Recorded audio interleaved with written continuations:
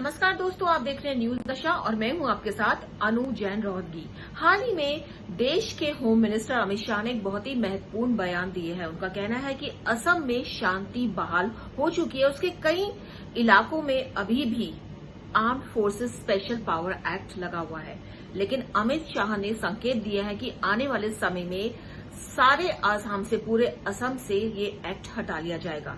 दोस्तों की जैसा कि कम ही लोग ये जानते होंगे कि जो स्पेशल आर्म्ड फोर्सेस को ये स्पेशल अधिकार दिए जाते हैं, उन राज्यों में इसका ज्यादा महत्व होता है जो दूसरे देशों की सीमाओं से लगते हैं और जहां पर घुसपैठ की संभावना बहुत ज्यादा होती है। सॉवरेनिटी, इंटीग्रिटी देश की है, उसको खतरा होता है और पुलिस के कंट्रोल में नहीं आ पाती। ऐसे में आर्मी को विशेष तरह के अधिकार दिए जाते हैं। लेकिन यहाँ पे एक्सपर्ट्स एक प्रश्न ये भी उठा रहे हैं, जिस तरह के हालात पंजाब में बन रहे हैं, तो क्या असम से ये एक्ट हटाकर सरकार पंजाब में लगाने की तैयारी कर रही है? क्योंकि सभी जानते हैं कि पंजाब बहुत ही सेंसिटिव राज्य है। पाकिस्तान का बॉर्डर यहां पर लगता है और पिछले कुछ समय से लगातार यहां पे घुसपैठ की घटनाएं हो रही हैं, ब्लास्ट की घटनाएं हो रही हैं, ड्रोन के माध्यम से हथियार फेंके जा रहे हैं। तो ऐसे में केंद्र सरकार की मंशा क्या है, तमाम बातों की चर्चा की है। और आज हमारे साथ न्यूज नशा में दो फॉर्मर मेजर जनरल है। हमारे साथ फॉर्मर मेजर जनरल पीके सहगल सर है, फॉर्मर मेजर जनरल जेके बंसल सर हैं। दोनों का बहुत स्वागत है न्यूज नशा में। फॉर्मर मेजर जनरल पीके सहगल सर, आपसे जानना चाहेंगे, जो बयान दिया है, बहुत बड़ा बयान है, क्या मंशा है इसके पीछे और क्या सचमुच लगता है सरकार को कि आसाम में जो घुसपैठ की घटनाएं बांग्लादेश से लगातार हो रही थी वो खत्म हो रही हैं, वहां पे शांति बहाल हो रही है, जिसके तहत अब जरूरत नहीं रहेगी वहां पर armed forces special power act की? अमित शाह देश के होम मिनिस्टर हैं और वो स्थिति से हर प्रकार से वाकिफ है। उन्हें साफ तौर पर लगता है कि कंप्लीट नॉर्थ ईस्ट में और खास करके असम में इंसर्जेंसी है बहुत बड़े पैमाने पर ख़त्म हो गई है और वहाँ शांति बहाल हो सकती है अगर arm forces special power act हटा दिया जाए। तो उन्होंने घोषणा की है कि जहाँ तक असम का ताल्लुक है, शीघ्र ही असम से arm forces special power act हटा दिया जाएगा। जहाँ तक फौज का ताल्लुक है, असम के कुछ ही डिस्ट्रिक्ट में arm forces special power act अभी भी लागू है, लेकिन अगर स्थिति वहाँ कुछ ही महीनों में सही हो जाती है तो ये पॉलिटिकल रिस्क जो लिया जा सकता है, अगर वो रिस्क जो है गलत पड़ा तो वापस जो है होम मिनिस्टर और central government through the act of parliament वहाँ पे arm forces special power act से लगा सकती है। लेकिन ये पॉलिटिकल घोषणा थी, किस हद तक वहाँ शांति बहाल हो पाएगी ये तो समय बताएगा। लेकिन मुझे लगता है कि ये डिसीजन है बड़े सोच समझ कर ये अनाउंसमेंट की गई होगी, क्योंकि अमित शाह नहीं चाहते कि किसी भी हालत में वहाँ अशांति दोबारा उभरे। बहुत बड़ा यहाँ पे वर्ड इस्तेमाल किया है सर ने, राजनीतिक रिस्क है ये, और सरकार बहुत ही सोच समझकर ऐसे फैसले लेती है। और यदि ये कहा गया है तो इसके पीछे सरकार की बहुत ज्यादा होमवर्क होगा, उसको पता होगा कि आसाम में हालात कैसे चल रहे हैं। और बड़ी बात ये है कि यहाँ पर सर ने बताया है कि इसको अगर एक्ट को वापस लिया जाता है तो जरूरत पड़ने पर इसको दोबारा लगाया भी जा सकता है। और आपको पता है कि देश के जिन राज्यों में ये एक्ट लगा है, वहां के लोग इसके अगेंस्ट बहुत दिनों से संघर्ष कर रहे हैं। तो ऐसे में असम के कई इलाकों में जो एक्ट अभी भी लगा हुआ है, सरकार ने जो है, केंद्र सरकार ने, अमित शाह ने, देश के होम मिनिस्टर ने संकेत दिया है कि उसको वापस लिया जाएगा।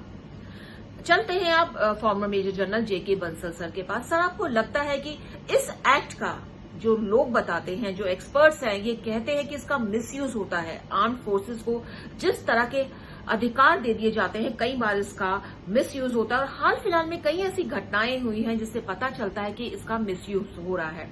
और कौन से ऐसे राज्य हैं जहां से ये एक्ट लगाया गया और हाल फिलहाल के वर्षों में इसे वापस लिया गया है?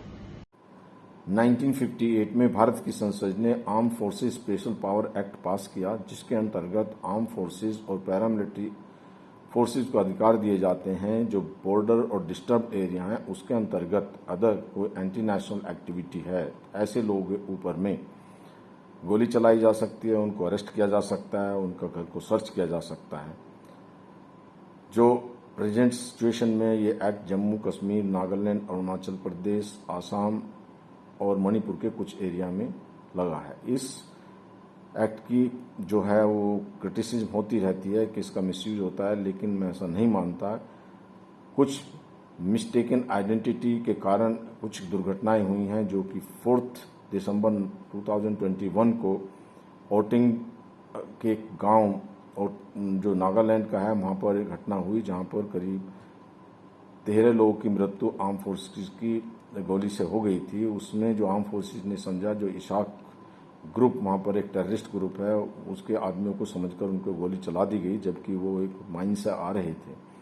गोली में इमीडिएटली 6 लोग मर गए थे, उसमें से कुछ अस्पताल गए, तो अस्पताल को आर्म फोर्सेस के लोग आर्मी के अस्पताल में ले गए, वहां पर उनका ट्रीटमेंट कराया और कुल 13 लोगों की उसमें मृत्यु हो गई थी। इसके बाद में जो रिटेलिएशन हुआ और जनता ने जो आर्मी कैंप है उनके ऊपर अटैक किया और आग लगा दी, उसके बाद भी आर्मी ने संयम रखा, तो उसमें कोई मिसयूज की अगर बात होती तो आर्मी भी रिटेलिएट कर सकती थी। समय समय पर इनका समीक्षा होती रहती है और जो 1997 में ये एक्ट पंजाब से हटा दिया गया था, 2015 में जो इसको त्रिपुरा और 2018 में मेघालय से हटा दिया गया था। लेकिन अगर कोई ऐसी स्थिति बनती है तो इसको दोबारा भी लगाया जा सकता है। अभी भी इसकी समीक्षा हो रही है और कुछ जो आसाम और अन्य जो डिस्टर्ब एरिया है वहाँ के कुछ जिलों से इसको हटा दिया जाएगा। पर अगर ये देखा गया है कि एक्ट को हटाने के बाद में लोग वहाँ पे जो गतिविधियां हैं वो एंटी नेशनल करते हैं और इसमें जो लोकल लीडर्स हैं, जो जनता को ध्यान रखने की बहुत आवश्यकता है कि ऐसी कोई डिस्टरबेंस क्रिएट ना हो। लेकिन देखने में आया है अभी पंजाब में, ये सब लोगों को पता है, पटियाला वायलेंस हुआ और अभी हाल फिलहाल में जो पंजाब गवर्नमेंट की इंटेलिजेंस डिपार्टमेंट में उसके ऊपर रॉकेट से मोहाली में हमला हो गया। उस स्थिति को जब लोकल पुलिस और लोकल एडमिनिस्ट्रेशन नहीं संभाल पाता, ऐसी स्थिति में सिर्फ जो arm forces special protection power act जो है उसी के अंतर्गत जो आर्म फोर्सेस हैं उसको संभाल पाती हैं।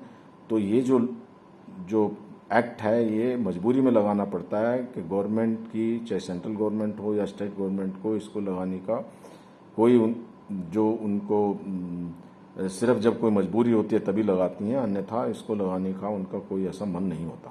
तो सर ने जैसा कि बताया कि समय समय पर पूरी समीक्षा होती है और आर्म्ड फोर्सेस की बिल्कुल मंशा नहीं रहती है कि इसका मिसयूज हो। जो घटनाएं उन्होंने जिक्र किया है उसके बाद एक्सप्लेनेशन भी दिया है कि किसके तहत ये हुआ और आर्म्ड फोर्सेस ने पूरी तरह से संयम बरता।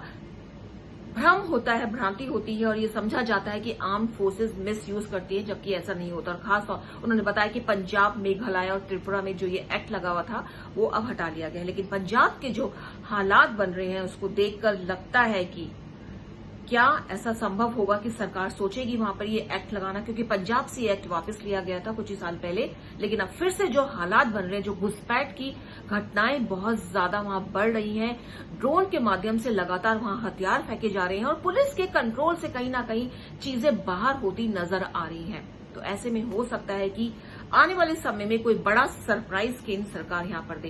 एक बार फिर थोड़ा सा इस एक्ट के बारे में होमवर्क करेंगे। जो लोग नहीं जानते हैं कि ये एक्ट क्या है, फॉर्मर मेजर जनरल पीके सहगल सर यही जानना चाहेंगे कि देश के अभी किन किन राज्यों में ये एक्ट लगा हुआ है और इसका मकसद क्या है, इसका पर्पस क्या है, क्यों इसे लगाया जाता है, किस तरह के अधिकार जो है फोर्सेस को दिए जाते हैं इस एक्ट के तहत। आज arm forces special power act जो है हिंदुस्तान के केवल 5 स्टेट में लागू है। जम्मू एंड कश्मीर में, पूरे जम्मू कश्मीर में ये लागू है और नागालैंड, असम, अरुणाचल और मणिपुर के कुछ ही डिस्ट्रिक्ट्स में ये arm forces special power act अभी भी लागू है। इसको लागू करने का मकसद था कि उन इलाकों में फौज को खुली छुट्टी दी जाए कि किसी माफी की कार्रवाई करें, जिससे वो यकीन करें कि वहाँ के लोगों का जो जान और माल को नुकसान ना हो, देश की प्रॉपर्टी को नुकसान ना हो और देश की एकता और अखंडता पर किसी प्रकार की कोई आँच ना आए। इन तमाम चीज़ों को निगाह में रखते हुए सेना को और सिक्योरिटी फोर्सेज जो वहाँ ऑपरेट करते हैं उनको ये arm forces special power act के मुताबिक प्रोटेक्शन दिया गया, जिसके तहत किसी प्रकार के ऑपरेशन को कर सकते हैं, किसी को बिना वारंट के अरेस्ट कर सकते हैं, और अगर कोई एनकाउंटर होता है और किसी को गोली भी लग जाती है और मर भी जाते हैं तो जिसने ये कार्रवाई की उसके खिलाफ किसी प्रकार की कोई कार्रवाई नहीं की जा सकती, उसको लीगल प्रोटेक्शन मिलती है। इसका केवल एक ही मकसद है कि देश की एकता और अखंडता को कायम रखना, देश की आबरू को आंच आने देना और वहाँ के लोगों के प्रॉपर्टी को और उनकी लाइफ को, उनके क्वालिटी ऑफ लाइफ के ऊपर किसी प्रकार का नुकसान न हो देना। तो जैसा कि सर ने बताया कि ये जो एक्ट है उसमें वारंट, बिना वारंट की गिरफ्तारी हो सकती है। यदि किसी को शूट आउट करना पड़े और लगे कि देश की सुरक्षा के लिए खतरा है तो वो शूट आउट भी कर सकता है। उस पर कोई लीगल इंक्वायरी नहीं होती है, माफ किए जाते हैं उसको। और देश के 5 राज्यों में अभी ये एक्ट जो है वो लगा हुआ है। और सबसे बड़ी बात जो यहाँ पे सामने आई है कि इस एक्ट को अगर हटा लिया जाता है और जरूरत पड़े तो इसको दोबारा भी लगाया जा सकता है। तो लोगों की डिमांड जो इतने समय से उठ रही है, इन 5 राज्यों में भी लोग जो है इस एक्ट को हटाने की मांग कर रहे हैं, लगातार मांग कर रहे हैं। और सरकार को जब लगेगा कि यहाँ पे शांति पूरी तरह से बहाल हो गई, स्थिति जो है वो पुलिस कंट्रोल कर सकती है, तब इस एक्ट को हटा लिया जाएगा। दोस्तों, न्यूज नशा की कोशिश रहती है कुछ टॉपिक को विस्तार से आपके सामने लाया जाए। और ये पंजाब में जो हालात बन रहे हैं उससे सब चिंता में है, क्योंकि सब जानते हैं कि पंजाब किस तरह से, कितने बड़े जो मूवमेंट था वहां पे, आतंकवादी मूवमेंट था, उससे निकलकर वापस पंजाब को मेन स्ट्रीम में लाया गया। लेकिन जो फिर एक बार वहां पे खतरा सामने आ रहा है, जो घुसपैठ की घटनाएं हो रही हैं, उससे चिंता लगती है, होती है। और ऐसे में यही एक प्रश्न है जिसका जवाब हो सकता है आने वाले समय में हमें मिले कि क्या स्पेशल आर्म फोर्स को, एक्ट को वहां लगाया जाएगा या नहीं। उम्मीद है आपको हमारा ये प्रोग्राम पसंद आया होगा, तो देखते रहिए, बने रहिए न्यूज नशा के साथ, आदत हर खबर की। और आप हमसे जुड़े रहने के लिए सब्सक्राइब करें YouTube पर, फॉलो करें Twitter पर और लाइक करें Facebook पर। और ज्यादा जानकारी के लिए आपको टाइप करना होगा सिर्फ न्यूज नशा।